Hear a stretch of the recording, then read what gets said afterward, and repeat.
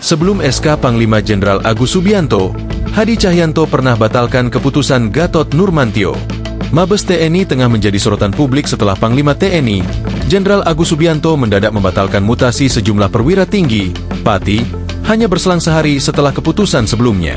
Ada 7 Pati TNI yang batal dimutasi berdasarkan surat keputusan Panglima TNI nomor Kep 554 A4 2025 tertanggal 30 April 2025. Salah satu Pati TNI yang batal dirotasi dan menarik perhatian adalah anak Wakil Presiden ke-6 RI Tri Sutrisno, Letjen Kunto Arif Wibowo.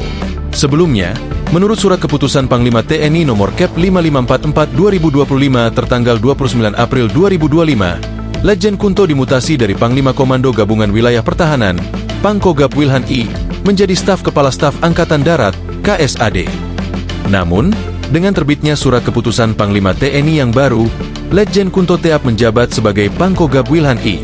Selain Letjen Kunto, 6 Pati TNI lainnya juga batal dimutasi, termasuk mantan Ajudan Presiden Jokowi Laksda TNI Hersan yang batal menjadi Pangkogab Wilhan I.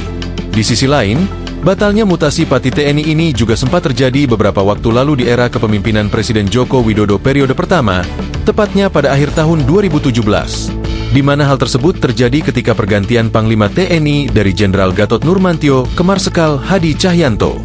Saat itu, Hadi menerbitkan surat keputusan Panglima TNI Kep 928A 12 2017 tertanggal 19 Desember 2017 yang dimaksudkan untuk merevisi surat sebelumnya dari Jenderal Gatot Nurmantio mengenai mutasi sejumlah Pati TNI. Pada surat tersebut, Hadi membatalkan mutasi terhadap 16 Pati TNI yang sebelumnya sempat ditetapkan oleh Gatot. Alhasil, 16 perwira TNI tersebut tidak diubah posisinya. Salah satu Pati TNI yang batal dimutasi saat itu adalah Letjen TNI Edi Rahmayadi. Dalam surat keputusan versi Gatot, Edi seharusnya dimutasi menjadi Pati TNI Ed dari sebelumnya sebagai Panglima Komando Cadangan Strategis Angkatan Darat, Pangkostrat. Adapun mutasi tersebut mulanya bertujuan lantaran Edi sudah memasuki masa pensiun dini. Mutasi itu pun otomatis batal setelah Hadi menganulirnya lewat surat keputusan yang diterbitkan olehnya.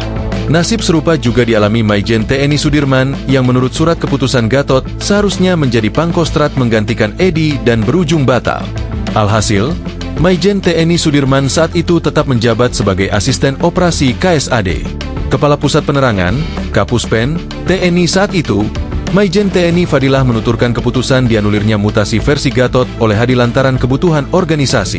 Selain itu, Fadilah juga menegaskan bahwa Hadi mempunyai wewenang menganulir keputusan Gatot.